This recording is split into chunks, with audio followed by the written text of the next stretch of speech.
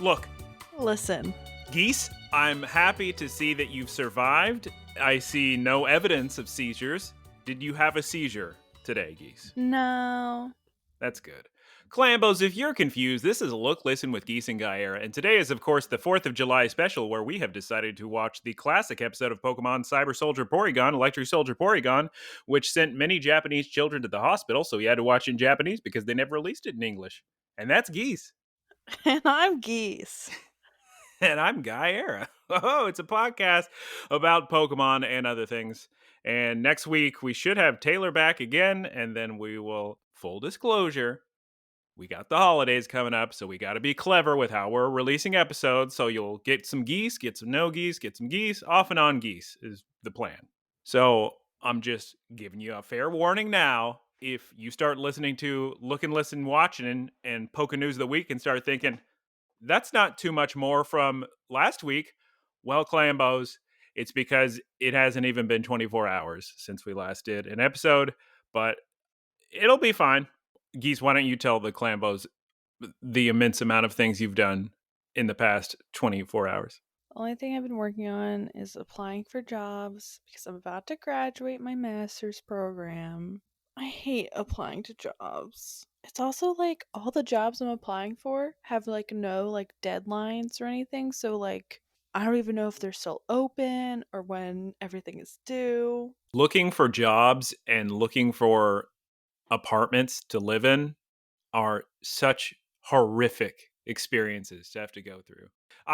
I'm so afraid of ever moving. It was one of the worst experiences of my life trying to find a place to live when we first moved over here. I'm sure I've mentioned that before. And as far as the job thing is concerned, I've never had any jobs that were that tough to get, I guess. But I do know the smartest person I've ever met had to just go through hundreds upon hundreds of job applications to never ever be accepted to anything. So apparently that's what life's about. It's just torture and agony, no matter how well you hope you know somebody. Hope you know somebody that can just get you a job somewhere. That's the tip of the day. If anyone has a job for me, please email at looklisten@gmail.com. Looklistencast@gmail.com. Looklistencast@gmail.com. I don't know who has look listen at Gmail. Don't let him steal Geese's job. Yeah, that's mine. That's the only reason I live where I do and I have a job, because somebody knew somebody that was able to secure me both of those things. So, oh God, what a difficult world to live in. Yeah. You know, I think it's probably always been this way, but decades ago you had more close-knit communities, so it didn't feel that way as much because everybody already knew everybody. So people getting jobs and things, I don't know. I can't profess to tell anybody what the past used to be. We only know from what people tell us, and those could be exaggerated or misconstrued or just going off of movies or TV shows. Geese, why don't I tell you what I've been watching? You watch Black Panther? No. When am I gonna watch it, Geese? I gotta see it in IMAX, and with these IMAX movies, they're only in there for a certain amount of time because they have to they only have the one IMAX in theaters, so they have to cycle through them pretty quick. Oh, maybe tomorrow. Geese, I overslept big time today. Oh, I couldn't believe the clock when I woke up. Oh my! I must have turned off my alarm and I just didn't realize it because it's great. I've been waking up at 9:30 and then falling back to sleep and then waking up at noon. Yes, that's me. Last That's week. that's what I did. Yeah. That's the Look Listen schedule. The patented wake up at 9:30 and go back to sleep. Although, so what I've learned about that in particular, as far as setting an alarm, knowing that you're going to go back to sleep, the mistake most people make is they will set an alarm way too early because then they get to think to themselves, "Oh man, I'm going to be so excited when I see how much sleep I'm going to get after this." Don't do that mistake. You're just going to end up really messing up your sleep rhythms, and you're going to wake up even more groggy because of the way grogginess works. It works in these little chunks. If you wake up at the wrong point of your sleep cycle, that's why you feel so terrible. So what you want to do is give yourself just 15 minutes. 15 minutes before you actually have to be awake, set that alarm so you still get the feeling of, oh, sick, I get more sleep. But when you wake up after 15 minutes, you're not going to get the terrible groggy feeling that you would get if you set it for like an hour or two or something like that. Also, my parents, my sister, and my other extended family are pressuring me to go out tomorrow night because everyone goes out the day before Thanksgiving. What are you going to do when you're out? Go to a bar. Go to a bar?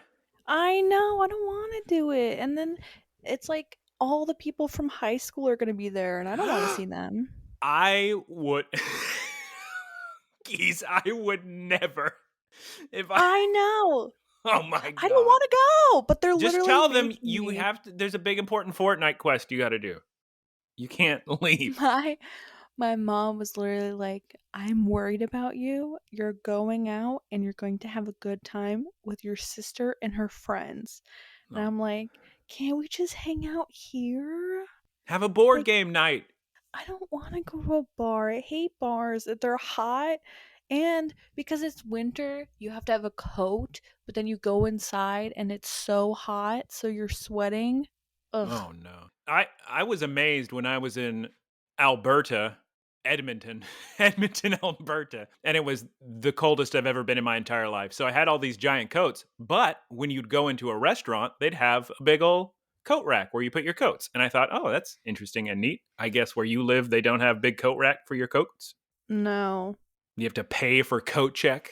No. It just, you gotta carry it. You're just screwed." That sounds sick. Yeah.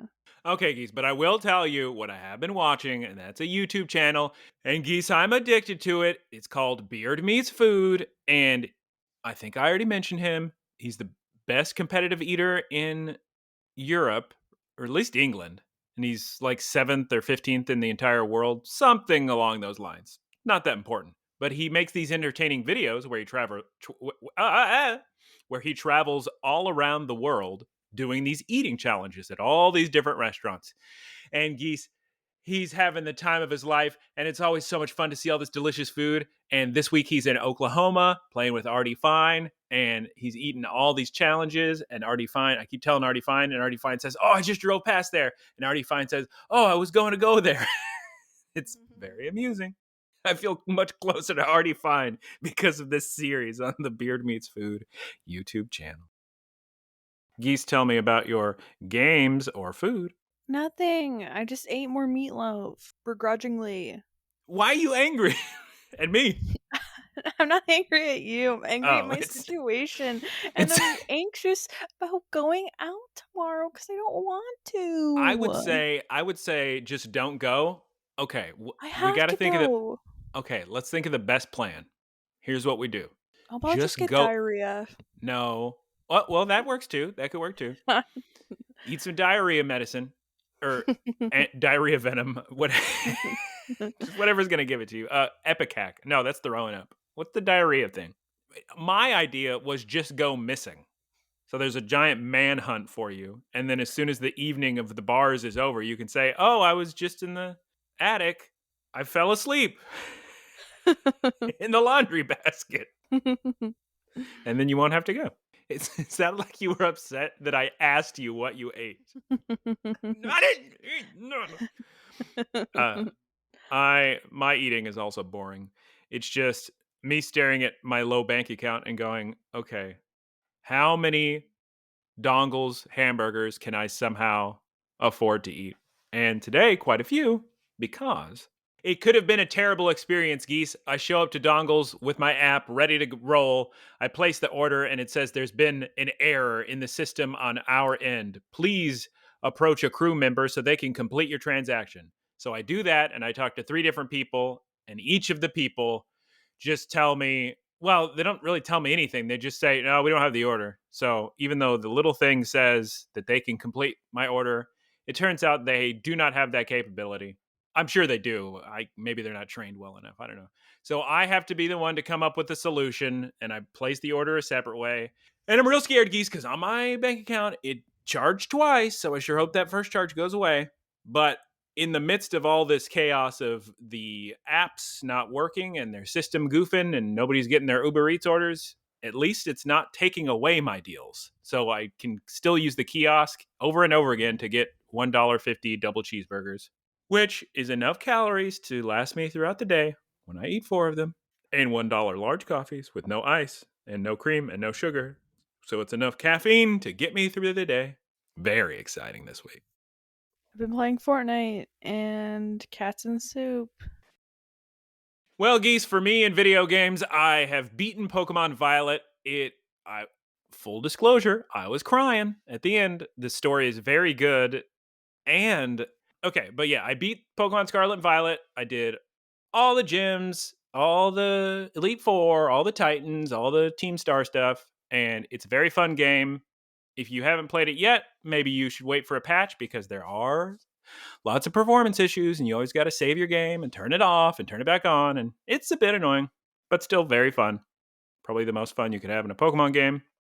All right, Clambos, let's real quick go over Poke News of the week. So in a couple days, I say a couple days like you're going to hear this. In a couple days, you're not. They're going to have some Eevee Terra raids. So you're going to have these Eevees with all these different Terra types. As you may know, the Terra types allow you to switch your type on your Pokemon. Or if it's already the same type, you just get stronger in that type. And it has all sorts of competitive advantages, and you can be clever with when you use a Terra type, so that way they try to attack you one way, but then you become resistant to whatever attack they're about to do. But Scarlet and Violet is already doing the promoted Eevees, and then in early December, they're going to introduce a Charizard Terra raid with the Dragon Terra type. And a lot of people go on about Charizard, he should be Dragon, so this will be fun for them. This is also the only way you can get a Charizard right now because he's not in the main game. Unless you do this Terra raid, you're only going to be able to get him after the Pokemon Home update comes out, and you can scooch him over in Pokemon Home. All right, for the first time in months, we're going back to reporter Geese Peep out in the field of Vatican City. Take it away, reporter Geese Peep. Hi, it's me, original reporter Geese Peep, reporting live in Vatican City, where the precipitation is 4% and humidity is 88%. It's currently 9 degrees Celsius and 49 degrees Fahrenheit, and it's cloudy. Thank you very much, reporter I Geese just Peep. saw the Pope. What, was he in a Pope mobile? Yeah, he gave me a thumbs up. Wow. Truly blessed, Geese Peep. In Vatican City, what money do they use in the Vatican City?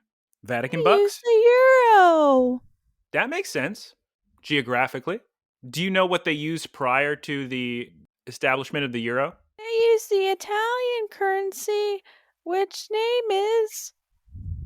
Let's see, I know the French had francs, the Germans had marks. the lira. Oh, the lira, of course. We all knew that. You knew that, right, Clambos? You all knew about the lira. That makes sense. Well, I hope you're having a fun time at Vatican City, reporter Geese Peep. Please don't pray too hard. I won't. I'm gonna go get some gelato now. Bye. Delicious. Thank you. Back to us. Gelato is good. Geese, before we jump to the episode, why don't you ask some 4th of July questions for the giant 4th of July special? My first 4th of July question is how... Halibut. What is your Halibut favorite or kind... orange juice? What is your favorite kind of firework? Well, firework purists are going to be upset with this answer, but I'm way more into those drone shows you see these days, like that Pokemon drone show. Wow. I think we mentioned that. But the big things at the end, the big, oh my God, finale celebration where it's the biggest one with a million different colors. Those are fun fireworks. I like the ones that shoot up and then for a second, like nothing happens. And then it's like one big boom, but also a little bunch of tiny ones at the ends, like a little bunch of sparkly ones. Yes. Classic. Luckily, I've never been injured by a firework, and I don't. I have. No, Geese, what happened? There's this like show in Myrtle Beach, a bunch of stores and stuff on this like boardwalk over like a swamp or whatever. And they used to have this dragon that at night would like shoot out fireworks from its mouth. When I was a kid, this happened and like one of like the embers like landed on my face. Oh no. Geese has been Yeah. horrifically scarred from that very night. Yeah. Hope you sued the city. No. Oh. Any more 4th of July questions, Geese? How do you feel about hamburgers versus hot dogs? Geese, I thought you knew this about me, but I despise hot dogs and I don't eat pork. Oh, right. Dang it. So hamburgers. But even then, Geese, I am not a homemade hamburger fan. I can't think Yeah. of any time I have ever enjoyed a homemade hamburger. They're always way too thick. I like really thin patties. And I don't Yeah. know. If you like go out to a restaurant and you get like one of their like fancy burgers, what kind of toppings do you look out for like a nice burger? You probably want to have some degree of fried onions on there, whether it's just a full onion ring or those fried onion crispy strips. Another really good thing you want is a fried egg on top. So, eggs and onions, you're really looking for. You can go wild with a barbecue type burger. Unfortunately, a lot of those are big on bacon. Honestly, a lot of the fancier burgers have bacon on them, so I always have to request that not on there. But hash browns are good on there too. Maybe some different types of cheeses. You ever had a Juicy Lucy, Geese, where the cheese is inside the patty? No, it sounds like that would make me Juicy Lucy, if you know what I mean. Geese! Oh my god. Such a delicious burger, and she gives a face of disgust. Oh. I'm a sucker for any burger that has jalapenos on it. Oh, yeah. I should have said that too. Something to really spice it up. So give me a good hot sauce on there. I agree. Mm. I concur. I have another question for you. Do you have any fun ice cream truck stories? It's interesting.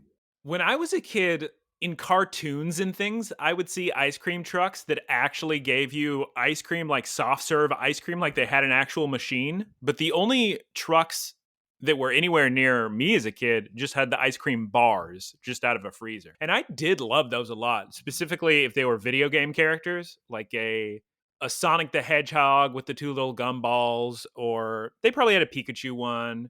I was never a fan of those rocket bomb pops. I think some kids like. No thanks. But Yeah, Aaron really orange likes those. I do creamsicles, not. orange creamsicles. I was really about that life. I really liked my favorite like janky popsicle character was SpongeBob, and you have like like the gumball Yeah, eyes. on different. That's Yeah, fun. the majority of my ice cream truck eating would have been a little before SpongeBob. SpongeBob's 99, right? But let me make something clear. Just because I had fun chewing on some eyeballs on ice cream, gumballs, I am way more of a Tootsie Pop than a Blow Pop kind of guy. The idea of you're eating candy, but now you have something you can't swallow is a big problem. Give me a Tootsie Pop so you can actually eat the chocolate along with the sucker. Don't introduce chewing gum in the middle of something I should be swallowing. It's might as well just put some bones in pizza. It's just too much. Did you ever do the thing as a kid where you would put your lollipop in like the water fountain to make it taste better or more juicy? Can you explain the science behind what you just asked? How would that possibly? Don't Cause you have a you would tongue? yes, but you would put it. You would just add more moisture and would make the water that you would lick off of the lollipop taste like the lollipop. You didn't do Geez, this, I have never. The only time anything like that would happen is if you dropped your sucker on the ground and you needed to wash it off. listeners. Please let us know if you also did this. I cannot be the only one that did this. I thought this True was a clam larger phenomenon. True Clambos have so much water in their mouth, so much overactive Your salivary gland should be going wild at all times that there is never a point you are worried about needing more water on a sucker. That's going to be taken You care just of made it immediately. taste better. I don't know what to tell you. Geese doesn't know what to tell you. Geese, are you ready to jump into the episode of Pokemon? Yeah, one other question before you do that. One more question. How do you feel about Klondike bars? My relationship with Klondike bars are way more to do with their ad campaign and parodies of their ad campaign. I couldn't even tell you what it tasted like. I'm sure I've had it before, but I can't picture it in my head. It doesn't taste like Junior Mints, right? It's just supposed to be ice cream and some chocolate.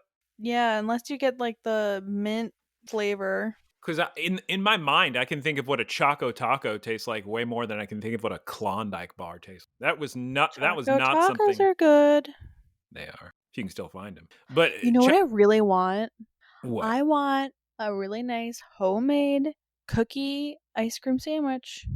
I'm not a big ice cream sandwich person. They don't do much for me.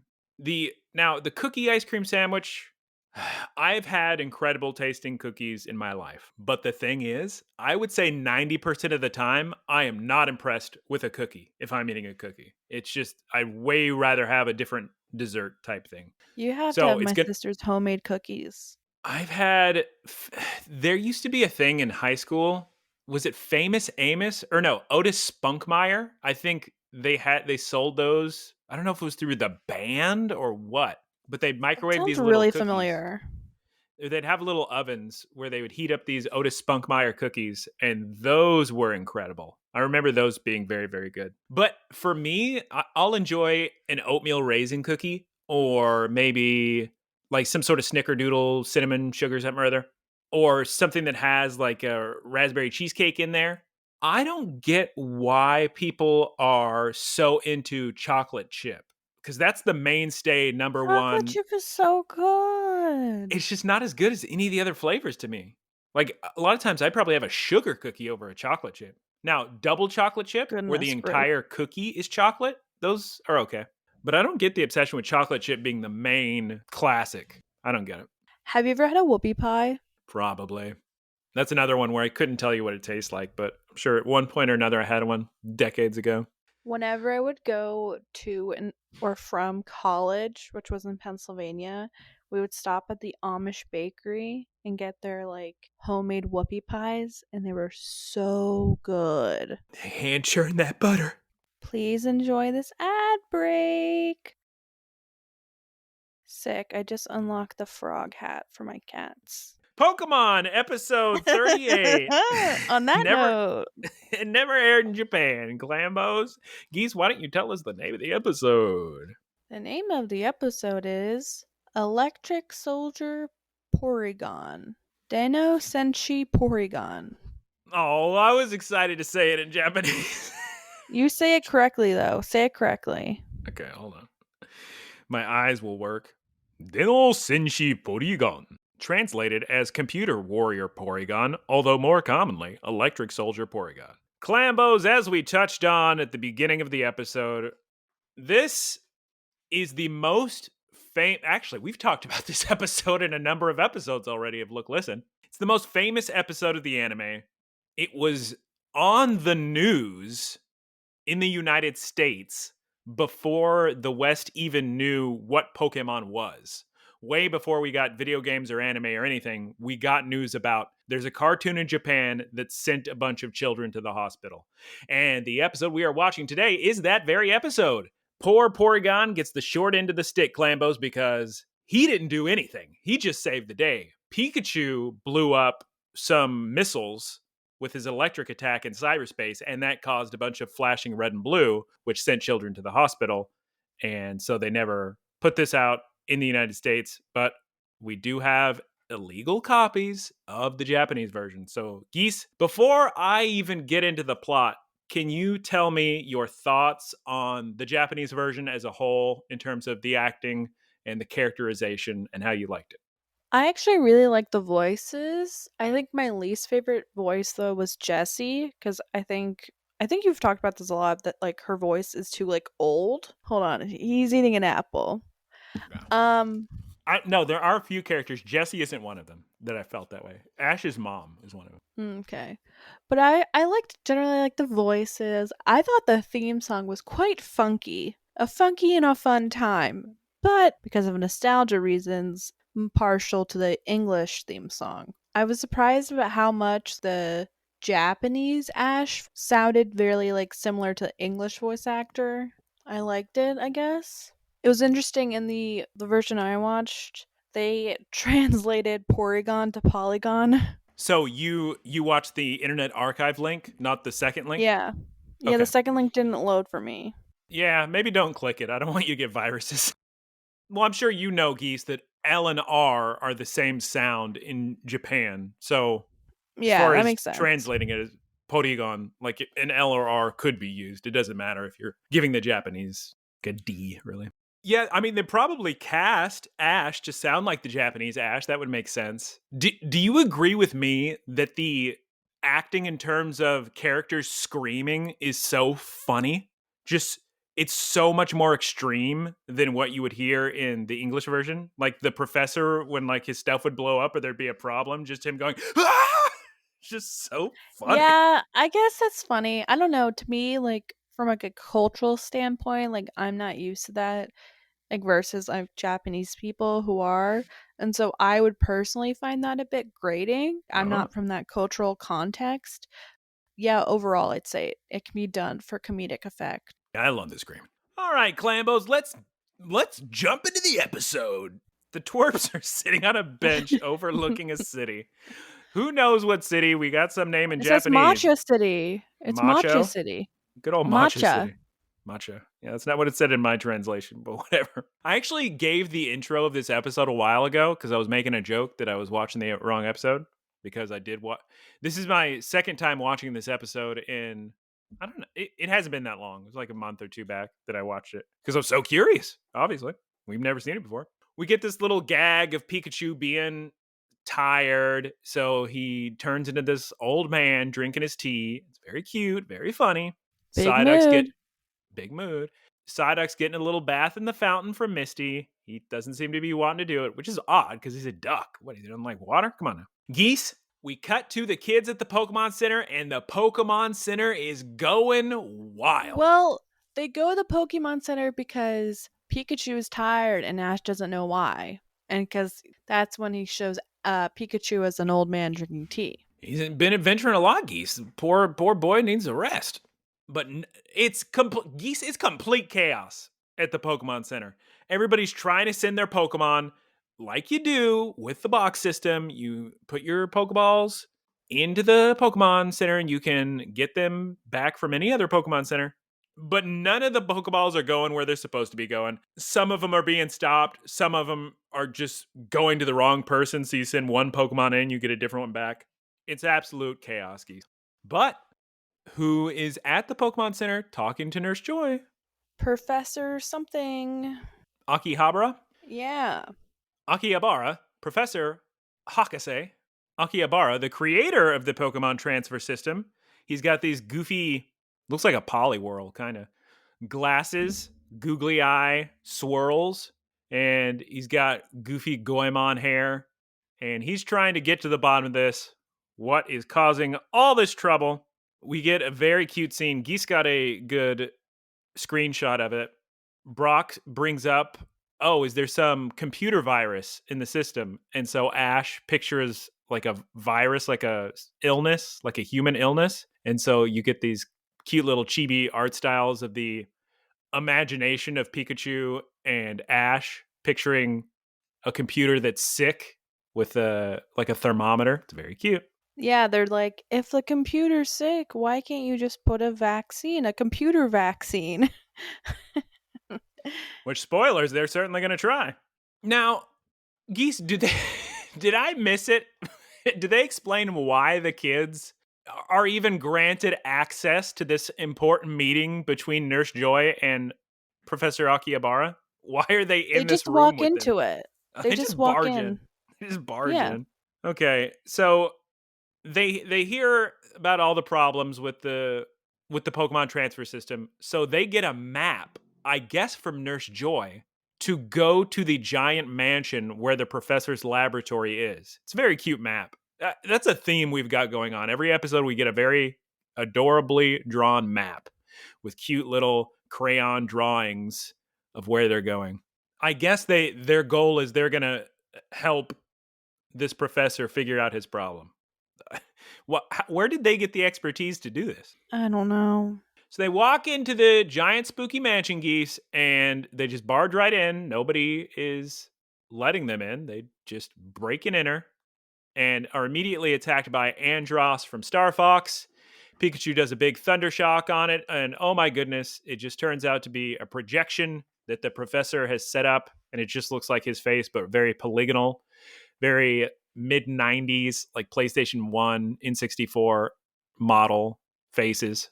When Brock figures out that it's a hologram, the hologram says, "You figured it out. Well, follow me, I guess." So I guess it's like Goblin giving like a riddle.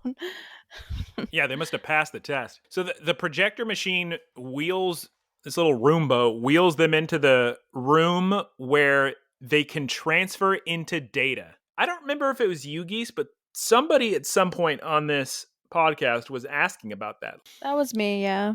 So Geese was asking about, okay, the Pokemon can transfer into data and then be transferred across the Pokemon transfer system. So why can't humans do that too? And here we go. That's exactly what's going to happen. I keep wanting to say Professor Hakase, but Professor Hakase is saying Professor.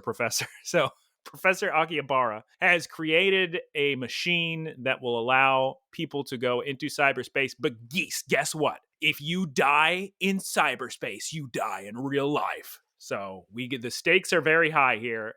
He somehow tricks the kids to getting into this vacuum tube, pneumatic tube system to be transported into cyberspace. At some point during this exchange, we learn that Team Rocket has somehow snuck into this machine as well, and they are the cause of all the problems because they're trying to steal all the Pokeballs. So they're just They also blocking them. stole the first Porygon. Oh yeah, Porygon Unit 00. Yeah.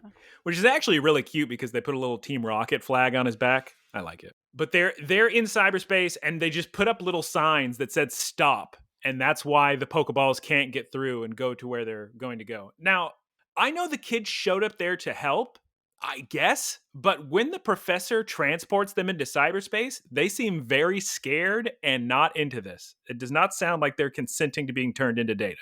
Well, Ash suggests that Misty is the one that's kind of apprehensive about it. Okay. So Ash signs up the whole crew to turn into cyberspace people. And so they get teleported into what looks like the show Reboot. I guess that show's a little too old for you, right, Geese? You never watched that one? No, I said it looked like Cyber Chase. Do you watch that one? What's Cyber Chase? I've never heard of it. It was this cartoon on PBS Kids back when you were 20. Oh my God, Geese. Back when Aaron was 75 years old. Back when Aaron was being drafted into the Second World War. Exactly. Oh my God. All right. Leave it out. Okay, where were we? We're in cyberspace world, Clambos. The internet, it's full of tubes. Yeah, well, yeah, for all the Pokemon. All the little Pokeballs zipping by. Porygon teleported over there first, and as the kids are falling and it looks like they're going to die, Porygon saves the day because he can change his shape and his size. So he turns real big, and all the kids fall on top of Porygon. The second I have a question. Question from Geese. Canonically, in like the games or the card trading game, was Porygon created by this professor as well, or is this just for the show? Porygon is the first man-made Pokemon. He wasn't created, I don't think, by that particular professor. He was created by the Sylph Corporation, if I'm not mistaken. And they manufacture Pokeballs. I know they created the Master Ball. I don't recall a character in any of the video games that looks like Professor Akihabara. Maybe some of the scientist characters sort of look like him. So I would venture to say no. But I do know a corporation created Porygon. So it is the first man-made Pokemon. Geese, these days, Pokemon's getting crazy because we've got Generation 7 Sun and Moon where we introduce Pokemon from other dimensions. And then in Pokemon Scarlet and Violet, Clambos, fast forward 30 seconds if you don't want to hear things that I think are known about Scarlet and Violet, if you're trying to stay unspoiled. But Scarlet and Violet, we introduce time machines, which are bringing in Pokemon from the past and the future. So we're getting pokes from all over at this point. So Porygon flies the twerps over to the big giant stack of Pokeballs that's causing all this trouble. And Team Rocket immediately throw out Arbok and Weezing. Geese, Once again, we get a big old poison smoke attack from wheezing. Everybody's coughing, and then Porygon locks on to the Team Rocket Pokemon, and he turns to steel, kind of. He turns into some sort of metal Porygon, and he attacks both of them. The professor says that was a move called conversion. And then Jessie throws out her own Porygon, as Geese mentioned earlier, and the two Porygon have a big giant.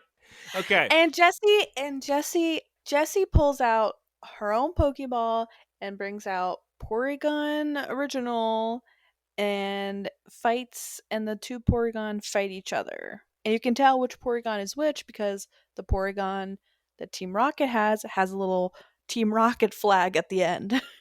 The aforementioned flag. They turn into spears and shields and hammers and mallets. It's quite a fun sequence, I think, of the Porygon fighting each other. Geese, do you remember who says, "Oh my god, this is going to take forever, these two fighting"? I want to say Meowth.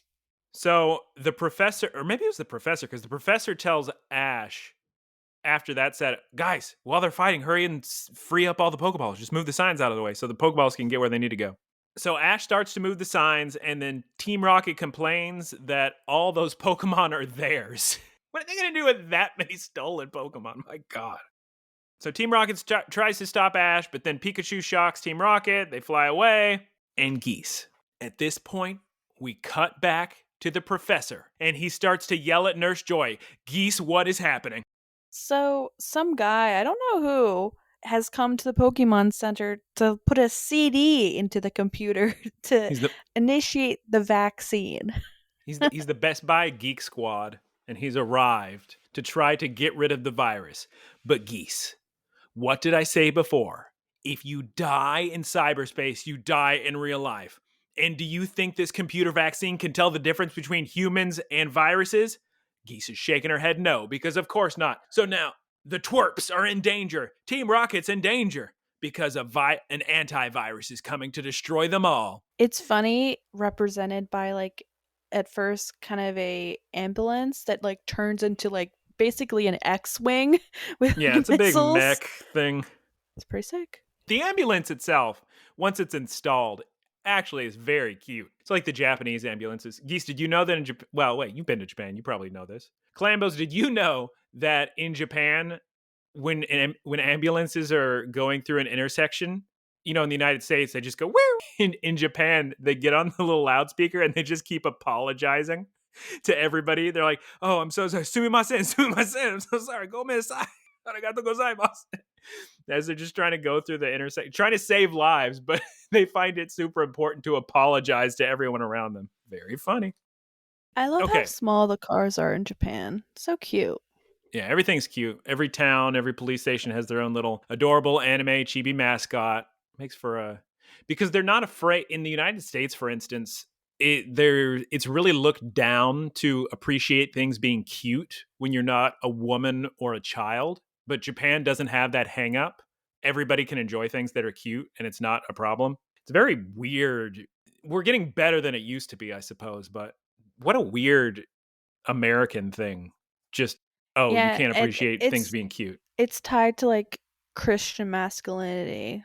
It's really interesting. Read a whole book about it in school. Anywho, the professor warns the kids, "Guys, you got to get out of there because that antivirus is coming and we can't stop it. So you need to leave. I'm going to open up a portal and you need to get out of there." And the X-Wing ambulance vaccine starts shooting missiles. And this is where we kind of get the seizure stuff. Yeah, flashing red and blue. It's bad. I'm glad I didn't have a seizure. That would have sucked. Yeah, the versions I was watching had a big warning on the screen to tell people not to hurt themselves. The first time I watched this, I think it was at work. Maybe that was a bad idea. I didn't want to get a seizure at work or something. But I made sure to look away during the big flashing. Although my eye's giving me a lot of problems right now, so maybe Porygon. No, it's not Porygon's fault. Stop, Clambo. Stop blaming Porygon. It's not his fault. Stop it. Stop, guys. It was Ash. I mean, it was Pikachu. Well, it was the two of them. Okay, where are we in the episode? There's lots of fighting going on. There's seizures. The vaccine first like hits Team Rocket and creates some kind of hole or something that they fall down into. Now the virus is causing trouble in the actual system, and we cut to Nurse Joy yelling at the antivirus Geek Squad Best Buy employee who's saying, "Oh, I don't know anything about that." So now it's up to Porygon, I think, to fix the problems the antivirus is causing because Team Rocket falls in a hole, and I think the kids are all ready to escape.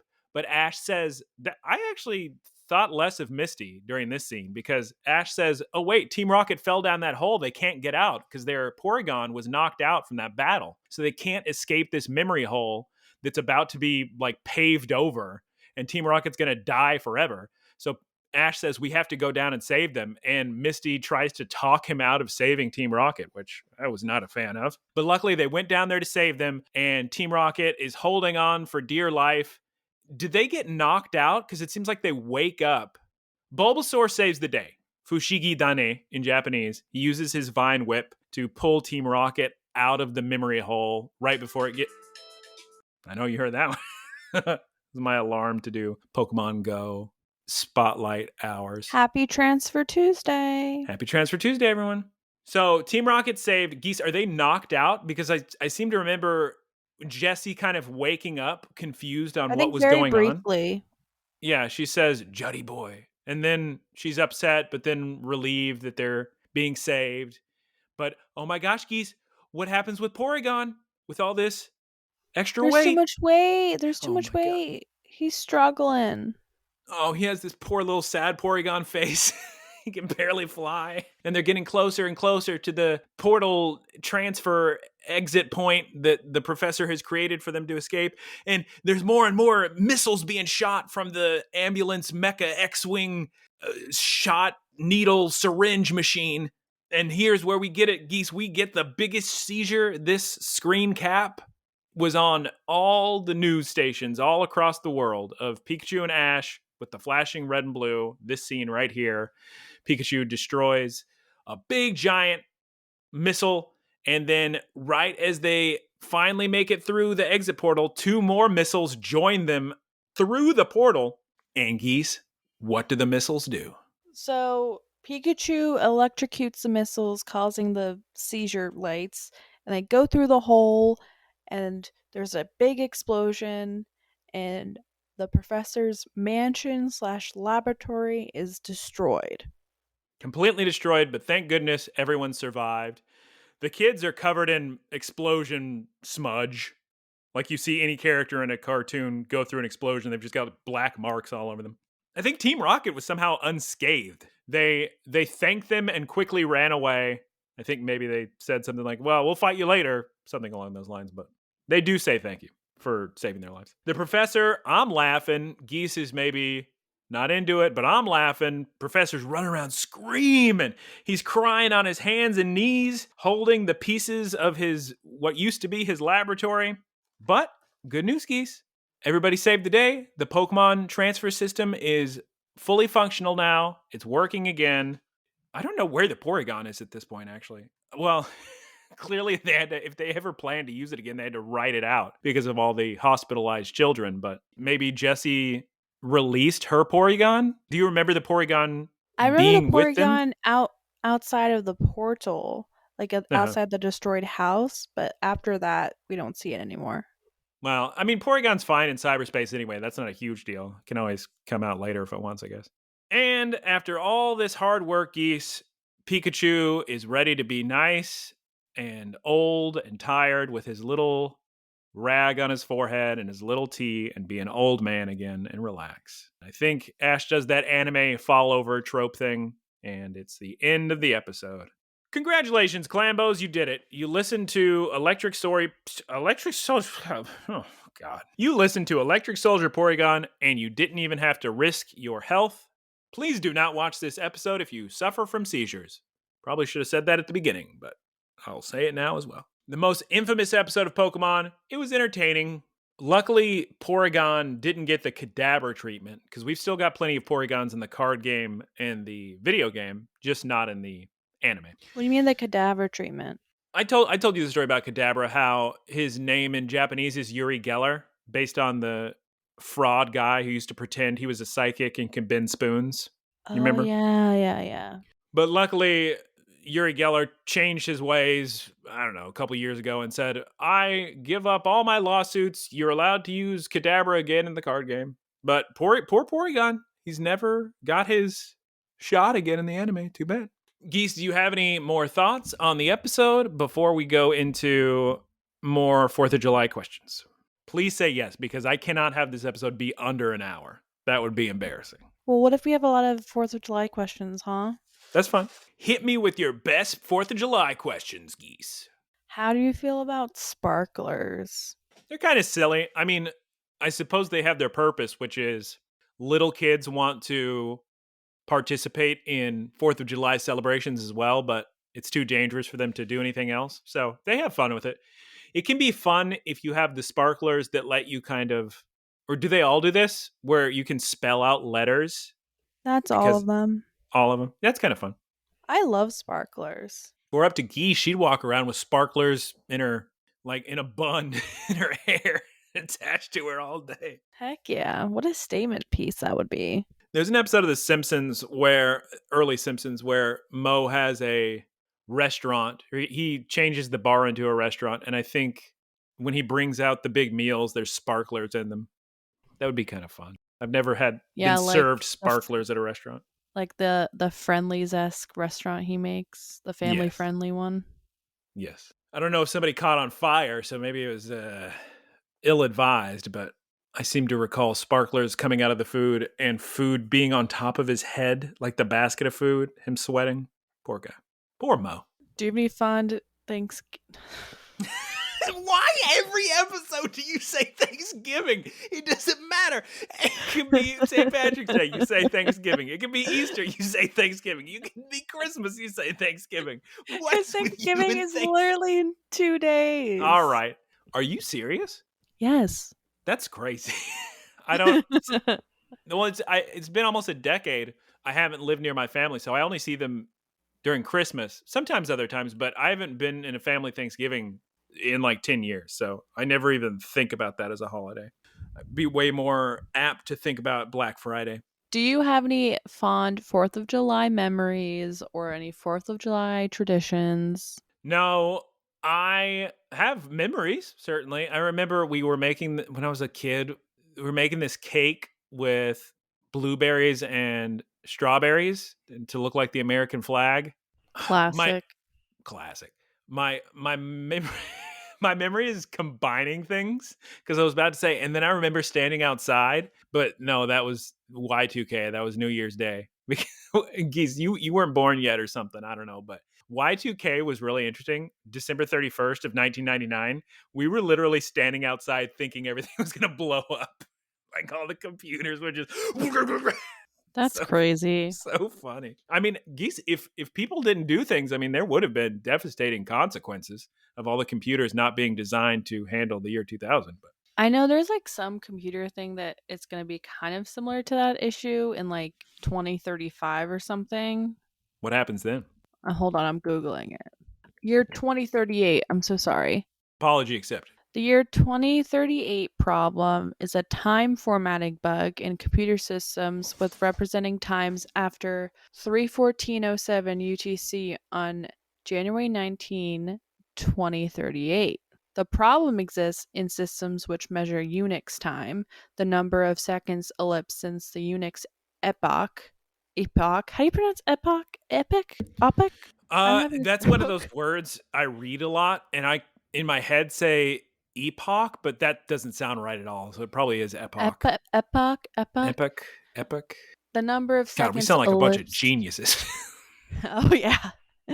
Since the Unix epoch on January 1, 1970, and store an assigned 32-bit integer. The data type is only capable of representing integers between negative 2 to the 31st power and 2 to the 31st power minus 1, meaning the latest time that can be properly encoded is 2 to the 31st power minus 1 seconds after epoch 3:14:07 UTC on 19 January 2038.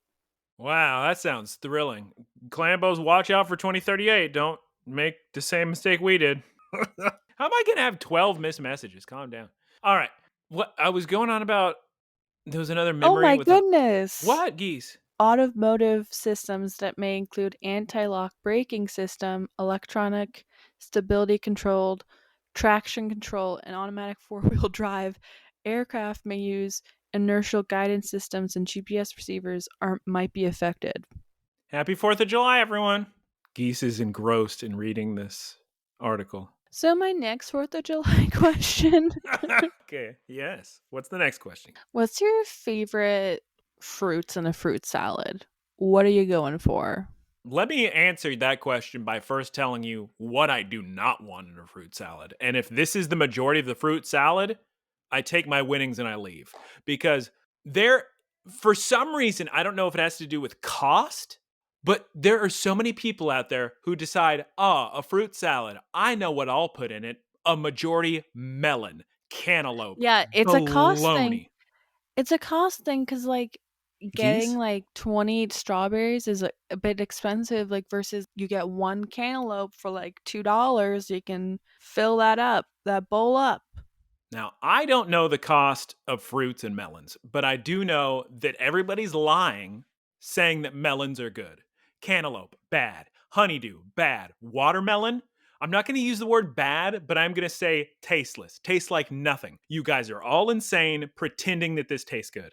Now, to actually answer the question, Geese, my favorite, absolute favorite part of a fruit salad, and I brought it up before and I'll bring it up again. When I was a little kid going to Luby's and I'd get my little fruit salad in the cafeteria, my favorite part was, of course, the bananas. The soaking wet bananas that have soaked in all the strawberry juice, all the juices from the grapes, all the juices from everything, all the cherries or whatever. I don't know. But that mushy banana, oh my God, it was so good. I feel like bananas are so often left out of fruit salads nowadays. Terrible. That's a travesty. It's the best thing in there. I'm I'm with you on melon, except I do like watermelon, but like What I does it only eat it taste like to alone. you? It has like a taste. Ah, I don't know what people are tasting. When I make that It's ambrosia subtle salad, though. it's certainly I'll give it subtle. When I make the ambrosia salad, I do make a separate batch that doesn't have bananas and a few other things because I have a family member that is allergic to bananas, so can't put them in there. And I do feel bad for her because bananas are tasty in a lot of things, whether it be fruit salad, whether it be a peanut butter and banana sandwich. Geese, the list goes on. What's in your ambrosia salad recipe? Let me pull it up. It's been a while since I made it, but I'm sure there is a picture I have saved on my phone. You got pineapple chunks, mandarin oranges, maraschino cherries, a bag of coconut flakes, half a bag of mini marshmallows, sour cream, Cool Whip. I'm sorry, sour cream? It's true. Makes it. I probably just does something to the consistency. You don't taste it, but yeah, it's part of the recipe I'm looking at right here. That's just one of the recipes. I think I've used a few different recipes though, but also I add the bananas is very important. And what other fruits go in there? Because I feel like there's a lot missing from that recipe that I just looked up. But that's the base. That's what you need for the base. It's very simple. You just fold them all together and put them in the fridge, and good to go. Super tasty. But My eat them out of father little cups. recently told me that one of his friends that gets migraines really bad, that he figured out that you can't eat like really ripe bananas because they have like some ingredient in them that makes migraines happen. I mean, there are headache triggers. When you say really ripe, you mean like a banana that's still green, Sorry, no, my bad. I'm sorry. The opposite of that. Like really, like one that's really black and yeah, bruised or whatever, like the kind you would use for banana bread. yeah. Okay. Also, I learned yesterday that my dad worked with David Byrne's father. Uh, would you like to tell the Clambos who David Burns is? David Burns is the lead singer of the Talking Heads, or was, I guess. They broke up. Also, apparently, he went to high school with Wes Craven's kids. Wait, how old's Wes Craven? I think pretty old. Some people add pecans to ambrosia salad. I don't like nuts in there. I think it messes with it. No thanks. You are from Texas, kind of. Sort Did of. you guys ever make Texas caviar? That sounds a little familiar. Probably not though. What is Texas caviar? There's like no solid or like unified recipe, but it's basically like corn, celery, uh, beans that's been like marinated overnight, sugar. What? Yeah. No. Never. No. That sounds And then you gross. drain it. I think you say then you drink it. You put it in a smoothie and you drink it. Blend it on up. Oh my god, Geese. I used to have so much fun as a kid making frosty chocolate milkshakes with my aunts and watching Ferris Bueller's Day Off. Oh my god, so much fun. We'd get this old. Oh my god, Geese, this blender was so old. It must have been from like the 60s or 70s. This big giant industrial strength blender. Put the Bluebell vanilla ice cream in there and the Hershey's chocolate syrup and the milk, and it was so much fun, Geese, pouring it into the cup. Such good memories. Yeah, I'm not finding any recipes showing more stuff, but bananas are the secret ingredient. It makes it 1,000 times better. So even though I don't see that on a lot of the recipes, rest assured that's the best ingredient. So make sure you include bananas in your ambrosia salad. Other than ambrosia salad, like what's one other recipe that you will make? There's absolutely nothing. I help with the mashed potatoes sometimes. Like I would peel the potatoes and mash them. But other than that, no. I'm not a foodist. That's another reason why I don't want to go out tomorrow night because I don't want to be hungover having to make homemade mashed potatoes the day of Thanksgiving. Oh my god. That seems weird. Is that something families do the night before Thanksgiving? Clearly yours does, but I've never No, heard no, it. no, no. I meant like I don't want to wake up and be hungover on Thanksgiving Yeah, I know. Day Yeah, that's what I'm saying. making mashed potatoes. No, I don't Because know. because I, I like think I think it's because like all the kids, all the young adults come home for Thanksgiving so that like they just go out the day before. I don't know. I would be way more likely to be found hanging out with friends Thanksgiving night, going to all the Black Friday. I mean, it's different now with you can get like the best deals online, but times used to be, oh my god, Geese. I love this 4th of July special. Times used to be you'd be out and about, Geese, and you'd be going to all the stores right at midnight, like Walmart and Target, and you'd be looking at all the things and watching all the people go crazy and murder each other and trample each other, and you'd get a DVD for like $3, and you'd be so excited. Those were the days. I remember. I remember Rem- I the only Black Friday deal I remember is getting Shadow of Mordor for like $10. $3 at Target. Yeah. For $3. Yeah. Those poor Mordor games went so cheap. Oh my god. The first one was good, Shadow of Mordor. I never even touched the second one, which was oh god, I can think of it. I can think of the title of the second game in that series. Shadows of I did not War. Yeah. It's I did called I think not like Shadow of Mordor. really? That was a really bad No. year for games. That game actually won game of the year from a lot of places. I did beat that game, but never touched the sequel, even though I got it for well, that's probably why.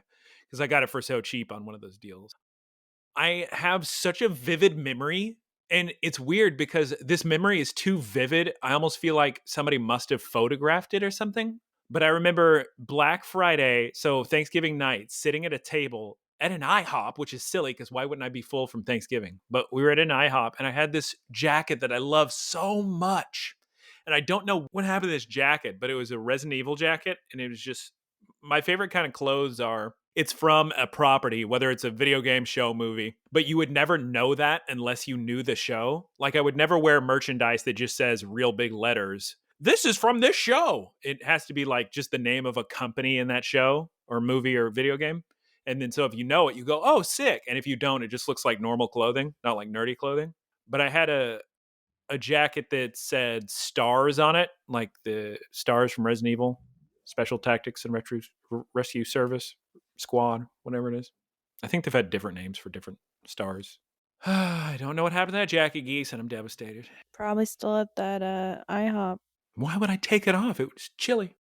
Geese moved her fingers from the side of her head to in front of her head in a, I don't know, type fashion for all the audio listeners. As opposed to the Which is video. all of them. Which Opposed is to the all video the listeners. listeners. Geese, do you have any more questions for 4th of Yes. July? One final question.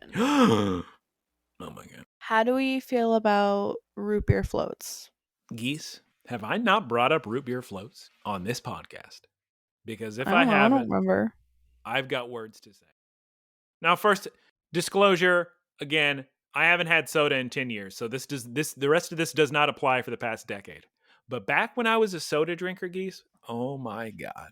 I would take down root beer floats like they were nothing. I would get the biggest cup we had, Geese, fill it to the very top with big old scoops of vanilla ice cream, crack open the Barks root beer, pour it all down. Geese, I'd drink and I'd drink until the root beer was all gone, go back in the fridge, crack open another root beer, pour it on the remaining ice cream, and just keep going. And then, Geese, I'd start going wild. I'd start grabbing chocolate out of the freezer, throw that in there too. Oh my God, I was just down in them, Geese. I was watching all of The Sopranos on DVD, just taking down one root beer float after the other. Such a time to be alive.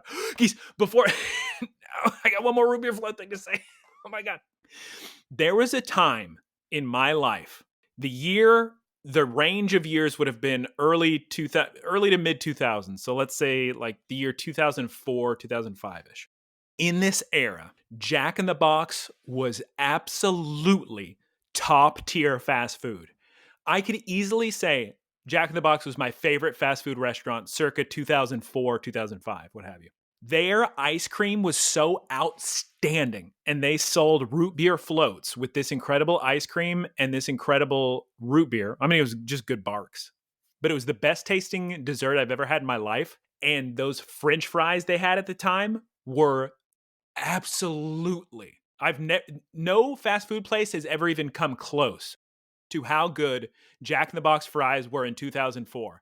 They had the natural cut fries, so you still have the skin on them, and they were long and they were always super soggy and soft. And I know a lot of people like crispy fries, but I like them soggy. So I would always get this big giant box of large, soggy, soft, natural cut, salty fries with the root beer float. And it was the greatest experience you could ever have.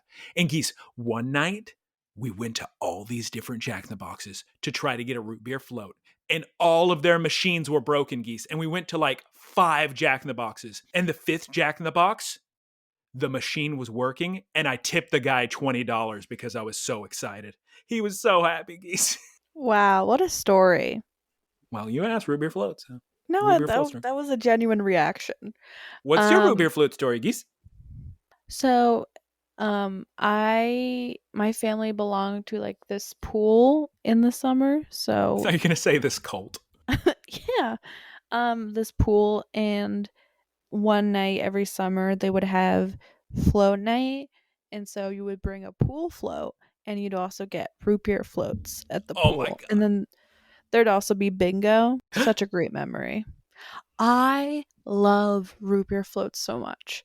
That is my go-to drink when I'm at Culver's, because they Oh do my root beer God. floats. Oh, that'd be so good.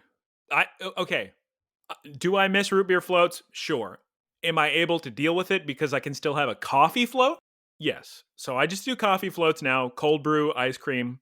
It's a similar experience. But yes, go on, Geese. That sounds incredible. Culver's root beer float.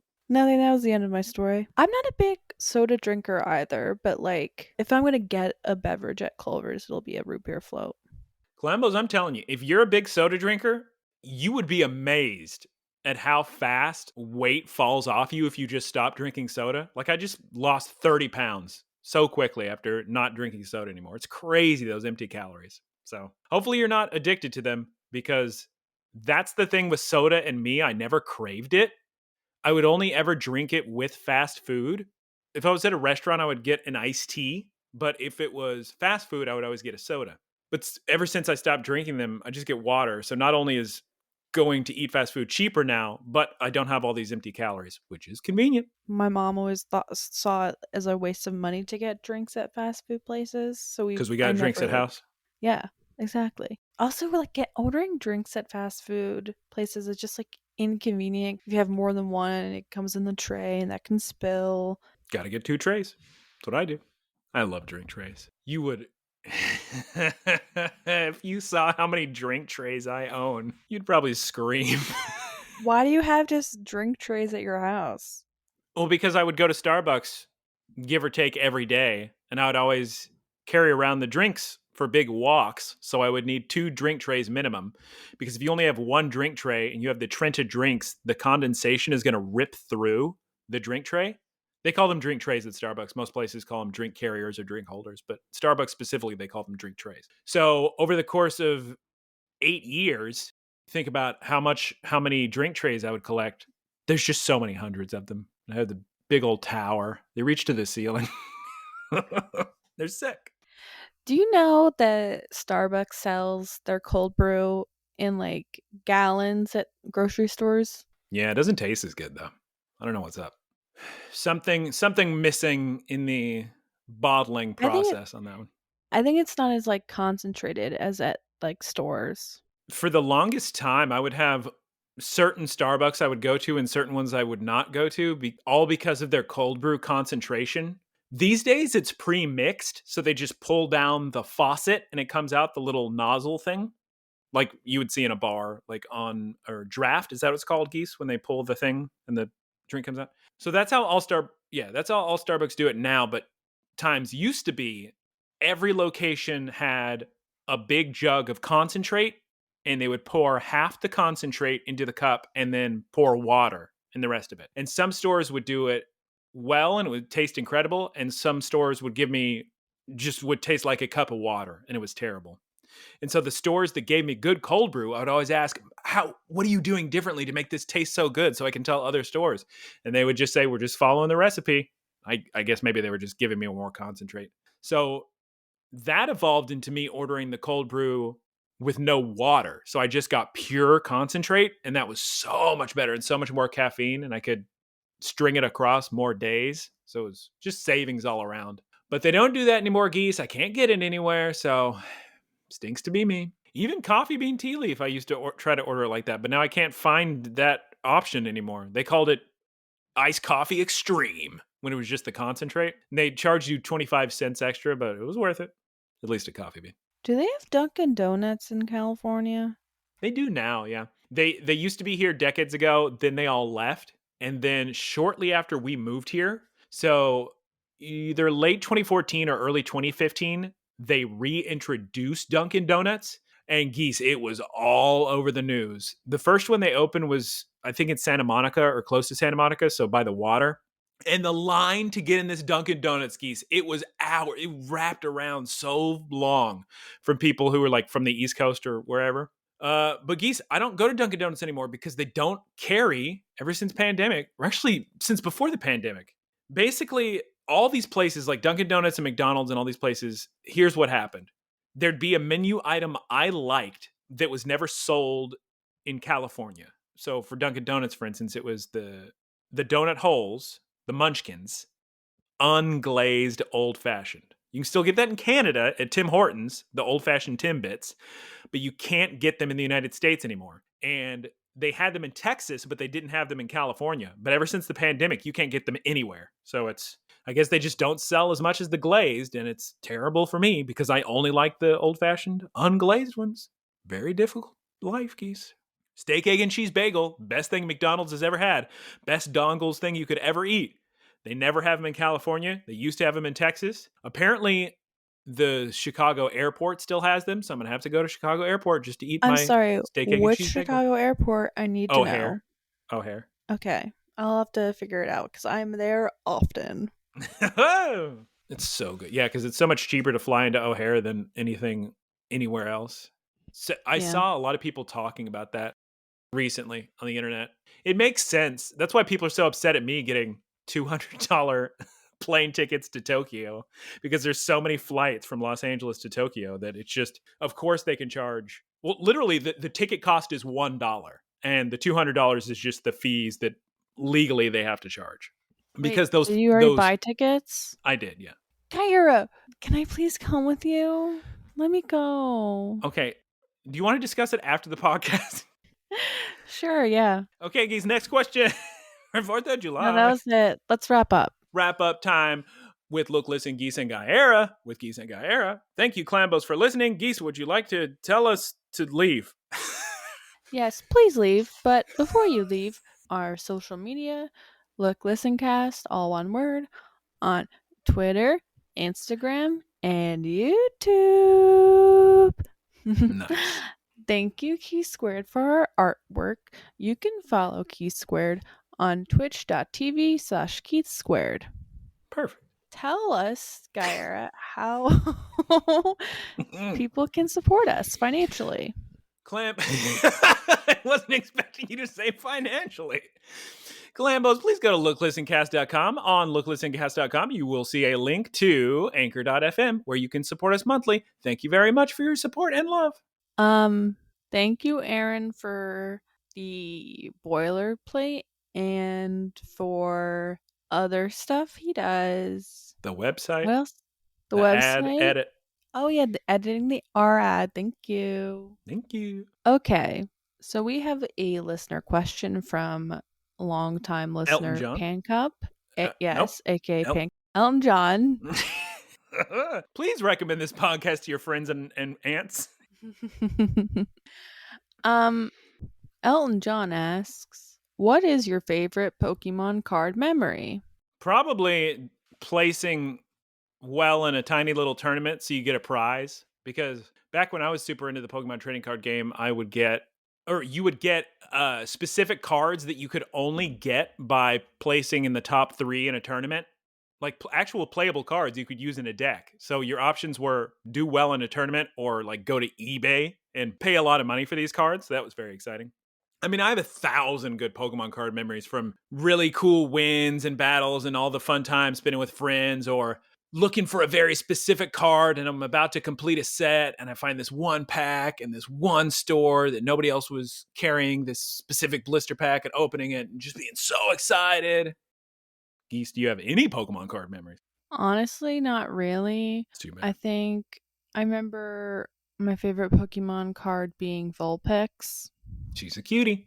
But other than that, not really. I never Geese. really understood how the card game worked, so. It's very simple. I could teach you in like 10 minutes. Geese, did you ever, this is another question from Elton John, did you ever attend a midnight release for a Pokemon game? I've never attended a midnight release for anything. Oh. Movies, TV, not TV, I guess you wouldn't do a release for TV. You never stayed up till midnight to watch TV? No, yeah, movies, games, none of it. I hate waiting in lines. I am all about that life. I've been to so many midnight launches, and as mentioned last week, when I worked at GameStop, that was when Pokemon X and Y came out, and I hosted the midnight release for that. And Geese, I made that store so sick. I brought all my Pokemon plushies and I decorated the whole store with the Pokemon everywhere. And I had a Pokemon art contest. Aww. And whoever won the art contest got to pick out one plushie they could take home. And it was wonderful. So much fun. That's cute. Yeah, so much fun. What a great midnight launch. We had Pokemon trivia. Oh my goodness. Everybody was having a great time. So yes, Elton John, I've been to a Pokemon midnight release. Who you think you're dealing with? Are you joking me? I mean, these days I'm so into a midnight launch, I'm playing it before anybody else is playing it. But yes, I have had a lot of fun at Pokemon midnight launches. Well, that's it. That's it. Show. That's all. That's everything. Happy 4th of July, everyone. Thank you for listening in to this episode of Look, Listen with Geese and Guyera. We'll be back next week with I have no idea if everything goes to plan on my scheduling of how I do this. But so say goodbye to Geese. She won't be here next week. I will be there next week. Okay. Yeah. Anyway. They don't need to know logistics. Okay, goodbye, everyone. Bye.